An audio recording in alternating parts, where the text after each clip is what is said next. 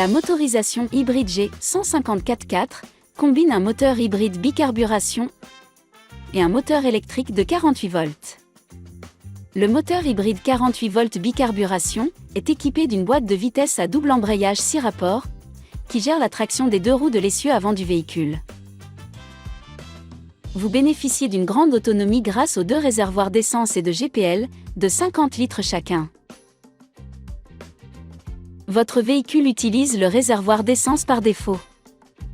Cependant, en appuyant sur ce bouton, le véhicule bascule automatiquement en GPL lorsque les conditions le permettent.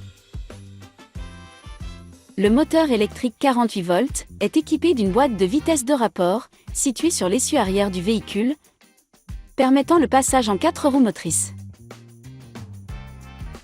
Il permet également de rouler jusqu'à 60% du temps en tout électrique en ville.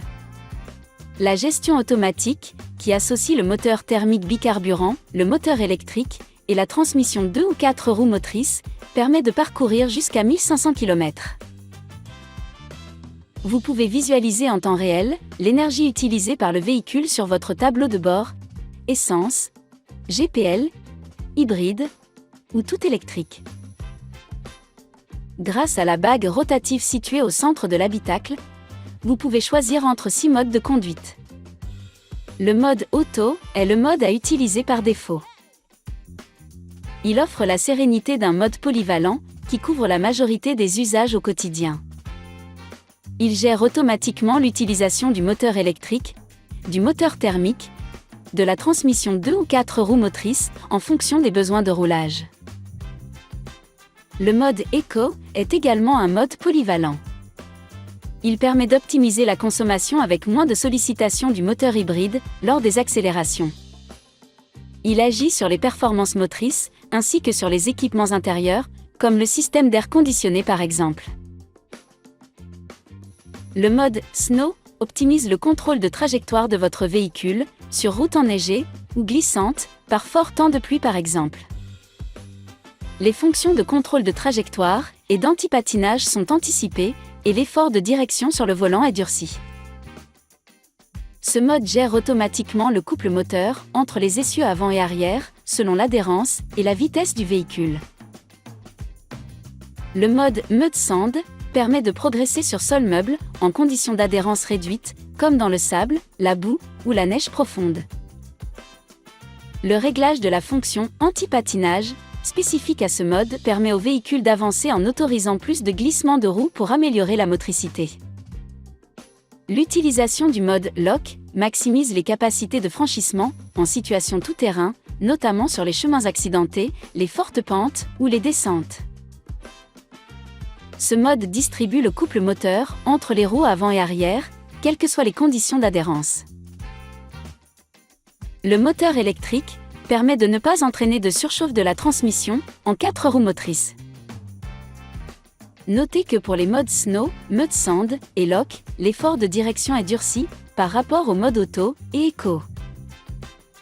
Vous retrouverez l'information du mode sélectionné avec la bague rotative sur votre tableau de bord mode Auto, Eco, Snow, Mud Sand et Lock.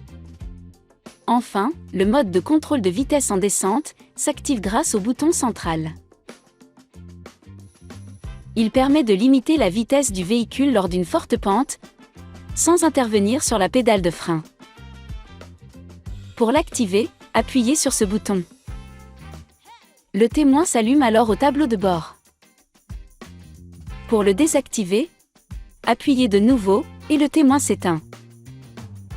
Si la vitesse du véhicule dépasse 60 km/h, le mode se désactive automatiquement. Lorsque votre véhicule utilise le moteur thermique, vous pouvez changer le rapport de la boîte de vitesse grâce aux 2 palettes situées derrière le volant. Elles apportent un confort de conduite lors d'un dépassement, d'un franchissement en 4 roues motrices, pour gérer le frein moteur en descente ou lors de la traction d'une remorque par exemple. Lorsque vous êtes en position D, vous pouvez passer les rapports manuellement en actionnant ces palettes selon 2 modes. Le mode manuel temporaire s'active par un appui court sur l'une des 2 palettes pour forcer le passage d'un rapport de vitesse vers le haut ou vers le bas. Le mode de conduite D et le rapport engagé apparaissent alors au tableau de bord.